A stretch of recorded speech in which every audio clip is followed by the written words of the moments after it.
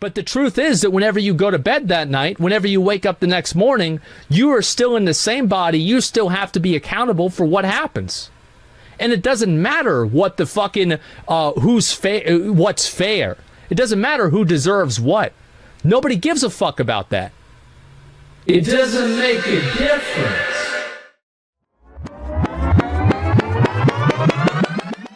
People need to stop with the narrative that modern cartoons are good, cause they're not. Now you could say, oh, well, you're an adult, you shouldn't even care. And to that I say, I do care, but I care about protecting my memories and also supporting shows and cartoons with great stories and art styles and interest. So to all of you out there that think otherwise, get red-shelled. You ever wish you could return to the past and get away from this? Or this? Or even this? Yeah, me fucking too. Nowadays, cartoons have no substance and are just filled with brain rot. Like, what is this? Relentlessly pursuing me, only to be frustrated at every turn. Oh, that sounds super creepy. I'd never do that. So let's hit that rewind button and take a trip back to the early 2000s when cartoons were actually peak.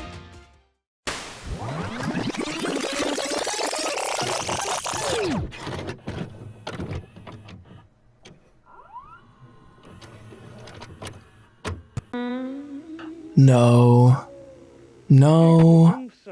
Good, but no. What's this? Does this theme song ring any bells? Well, if you were a kid watching Cartoon Network in the early 2000s, it should. But if it doesn't, this show is called Code Lyoko.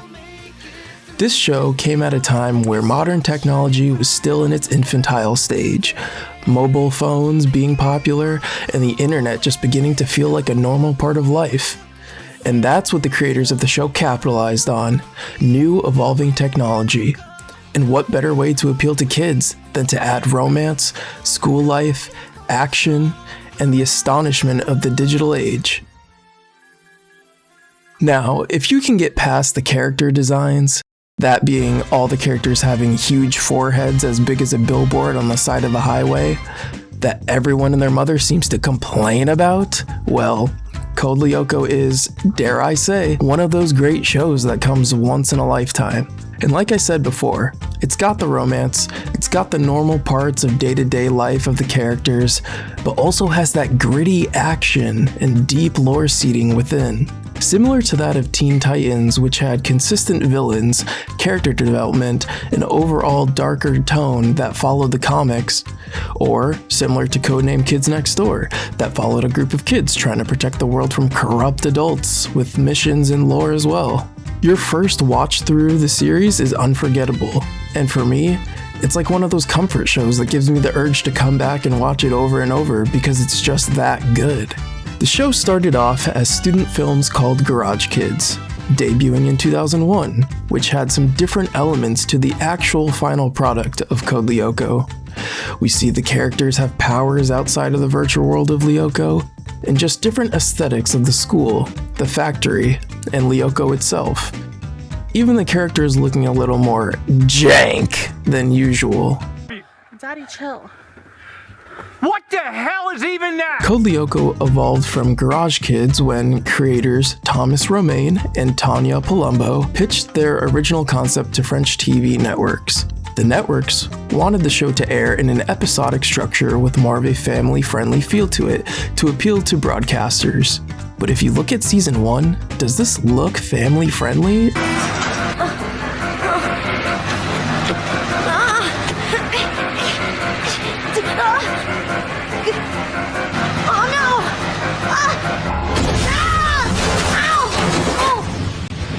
I mean, hey, as a kid, I was still eating this shit up. The show, now being named Code Lyoko with its newly restructured style and feel, aired from 2003 to 2007. And of course, with bumps in the road being changes in production studios, which isn't uncommon, it still left an important mark on animation in the cartoon world, blending 2D animation for the real-world scenes with 3D animation for the virtual world scenes. The show starts with a group of characters already being pals. Each weekly episode, they deal with X.A.N.A, Raggy, is that you? An artificial intelligence that is hellbent on destroying the main characters' lives with a chunk of episodes following the characters and their daily lives at school. But in typical villain fashion, X.A.N.A comes to ruin the day by doing the most drastic things. Some actually cool, interesting things that X.A.N.A did happened in the first season, being episode 8, End of Take, where a movie producer's scary monster for a movie that he's directing gets possessed by X.A.N.A and begins to attack some of the characters, slime and all, and is definitely a reference to the Alien franchise.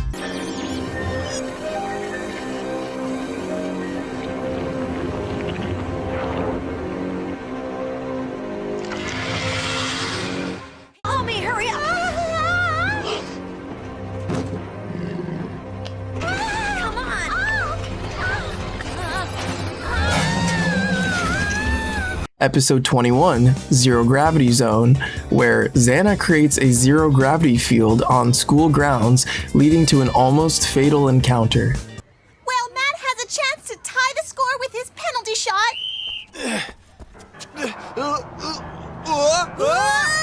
The stadium!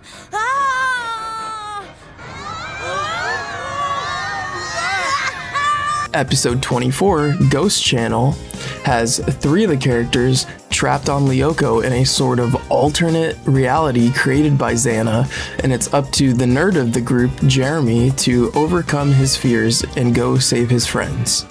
Alright, let's go. We'll start with a little stretching. Hey, that's crazy! And 1, and 2, and 1, and 2, and 1, and 2. That's it. Hey, watch what you're doing, huh? You did that on purpose. I saw you. And 1, and Hey, 2, watch what you're doing, huh? You did It that on happened purpose. again. I saw you. I'll And show 2, you what it and feels 1. like. And it's happening all the time. Keep going on your own. Jeremy? What am I looking at? They didn't come back to Earth, did they? Although quite a few episodes take on this darker, weirder tone, there is also the more real-life drama episodes, if that's more your style, such as Episode 4, Logbook, where the school bully Sissy steals one of the characters' diaries that has details about Lyoko in it, which is the group's biggest secret. I'm in a jam, big time. For years I've been keeping a diary. A what? A diary! And Sissy found it, and now she's blackmailing me. I have to go out with her. If she thinks she'll win me over that way, she's wrong. Hold on a second. In this diary of yours, did you talk about X.A.N.A or Lyoko? Well, yeah, and if I don't do what Sissy says, she's gonna tell everybody. I don't know what to do. Code Lyoko doesn't shy away from showing some, intense scenes. But that's why I love this cartoon. It doesn't try to be extra funny or have filler episodes. Although I guess you could say a lot of Season 1's episodes were filler, but that's just cause I'm sure they wanted to build the show up with these cool, dramatic, and action-intensive episodes, really make a name for themselves before really diving into the lore and plot of the show. Which, later on in the series, they do make a sort of prologue or intro to show how the supercomputer was found and how the group came to be. For me and many others out there, it was never a show that if you saw it was on, you skipped, unless of course it was a rerun, which that's based on your viewing preference, whether you wanted to watch the same episode you've already seen or not. But when it was on. I was locked in, plugged in. No, not this plug, this plug. You get your mind out of the gutter. Now, when I say this show actually had depth, I meant it. You can call me a modern cartoon hater, and shit, maybe I am. I saw a point online that someone said cartoons are made to make money, not from the show itself, but from the excess of toys that they pump out for said shows. Which, yeah, I mean, back in the day when Black Friday hit in America, I'm sure those toy shelves were as cleared out as the shelves were for toilet paper during the goddamn pandemic. But that's one hell of a lie people are telling themselves, because if that was the case, why did me and many others grow up with these shows that were actually interesting with consistent narratives? Now, before you pull a Chris Chan and do one of these at me,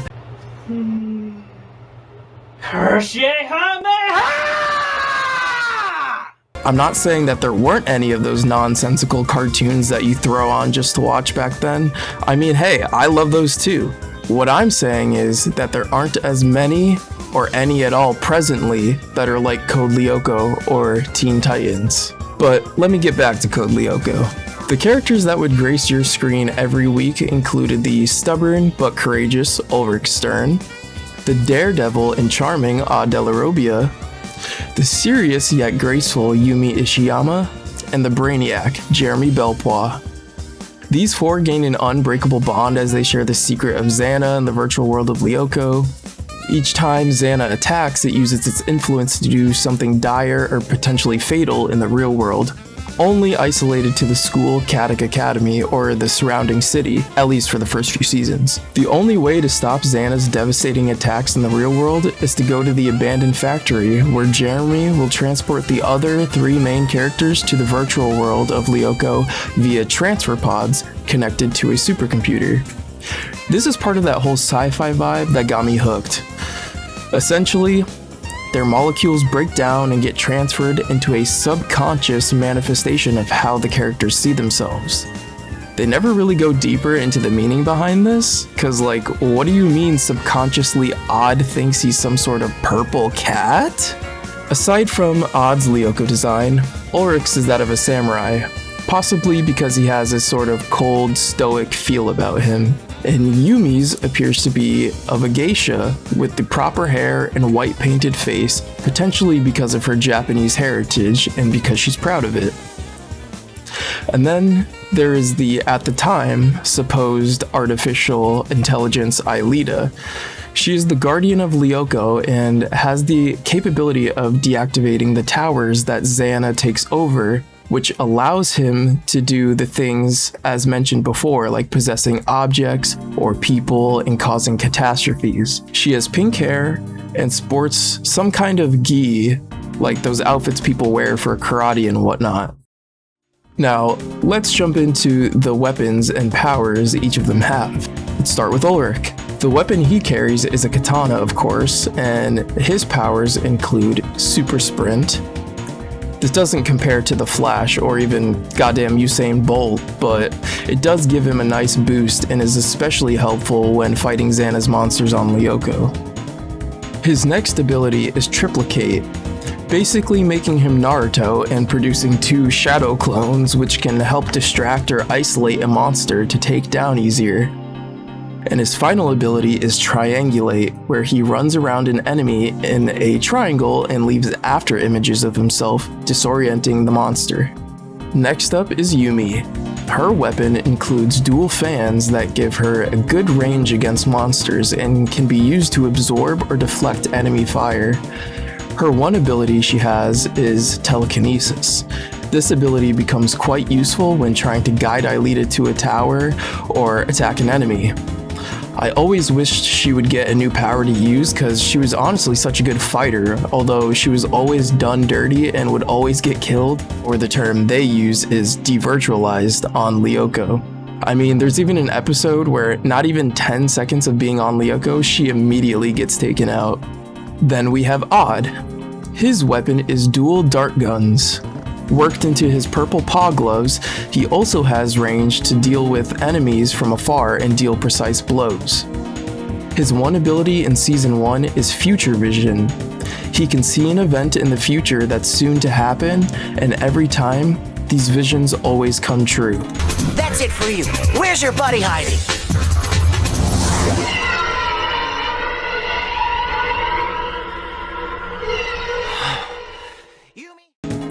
It was definitely a cool ability that they could have played around with more and given more interesting scenarios. However, in Season 2 onward, his ability gets deleted when Jeremy does something with the supercomputer, and I forget if it was an added ability or something he always had, but Odd now has a sort of frontal shield he can use to block enemy fire, and that's it.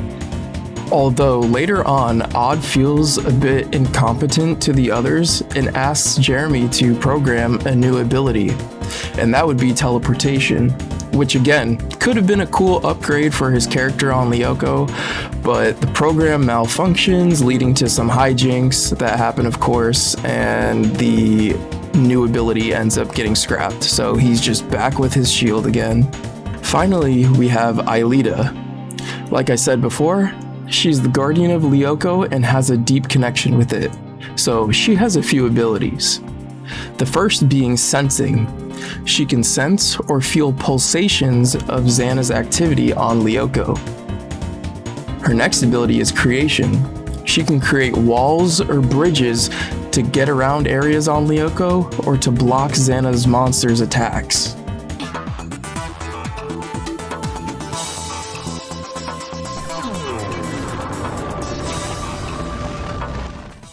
Later on in the seasons, she gets an offensive power which could double as her weapon, and that is Energy Field.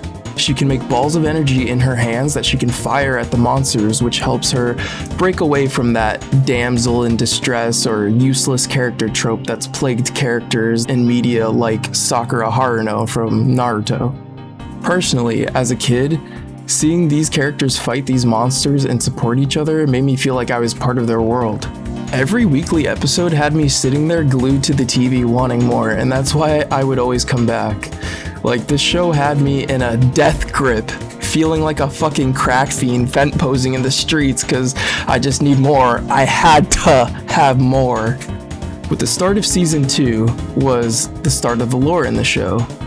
Most of season 2 had Jeremy trying to find an antivirus for Aelita, as she was able to become human at the end of season 1, but couldn't stay on Earth forever, because if the supercomputer shut down, so would Aelita.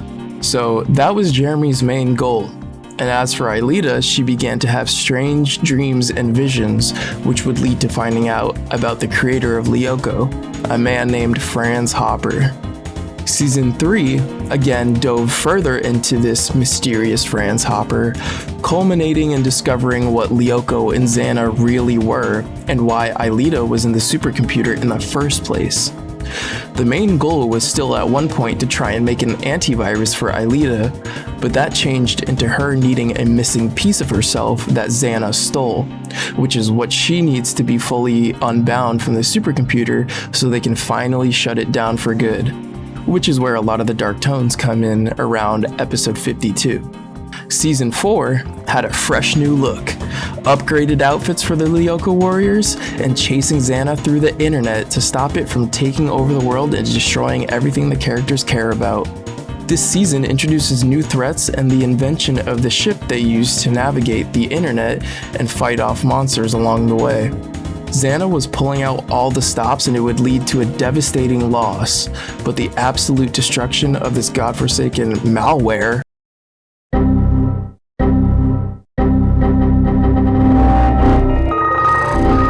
would finally happen. And just a quick little thing I forgot to mention, I gotta talk about my favorite character, William. He was this edgy bad boy that was introduced in season 2 that injected himself into the Lyoko warriors' lives, serving as Ulrich's counterpart and being a potential love interest for Yumi, which of course caused clashes with him and Ulrich. William would always be suspicious of what the group's big secret was and would end up helping in dire situations. Eventually the team recruits him as they needed another person to help them fight Xana, as Xana was only growing stronger. And holy fuck, when he actually goes to Lyoko, his Lyoko design is goddamn fucking fire!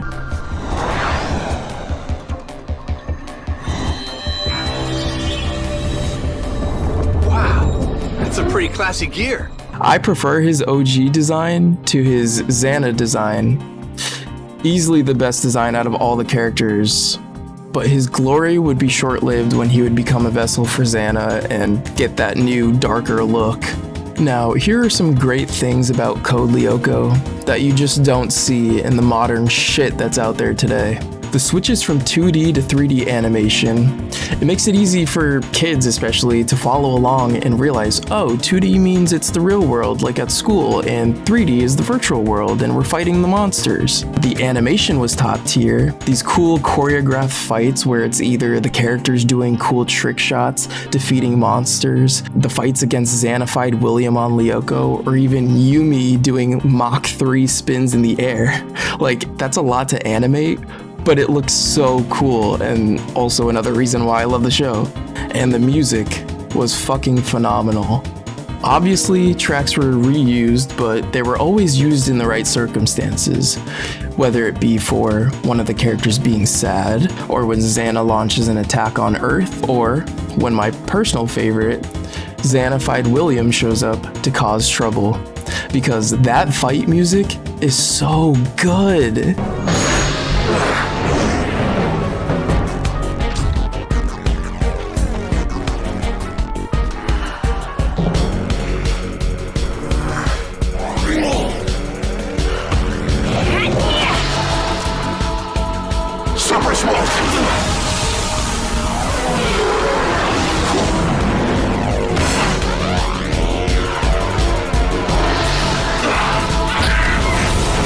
I don't know who was in that studio, but they were cooking that shit. I feel the need to iterate again that modern cartoons are just bad. The things I see make me want to throw flour on myself and light a match. I'd rather be run over by a stampede of fucking zebras than to watch the putrid shit that plays nowadays. And again, to those who want to counteract me and say, well, you're an adult, you shouldn't even be watching these kids' shows, or it's not made for people like you. Okay, cool. I don't care. Sometimes maybe I want to fucking throw on SpongeBob or something with depth. Like, hey, Adventure Time ran for a long time, and I'm sure kids grew up and became adults throughout the length of that show's life, and it actually had lore and secrets and depth and good music and an interesting, unique art style. That's what I mean when cartoons should be good. They should be good like that, like Code Lyoko, like Adventure Time, like Teen Titans. But no, we just get slop. Reboot slop, new slop. It's all fucking slop. This show is probably what got me into the science fiction genre of literature and media, and I'm so thankful this show was aired during my childhood. To me, it has the perfect blend of real-world drama and that sci-fi element that piqued my interest, as I'm sure it did for many. Thanks for taking the time to listen to this really nerdy and passionate guy talk about the travesty of modern cartoons and some random show from his childhood. If you enjoyed what I had to say, drop a comment down below of some of your favorite Code Lyoko memories or your take on cartoons old and new and where you stand. And with that, my name is Vale, and I'll catch y'all in the next one.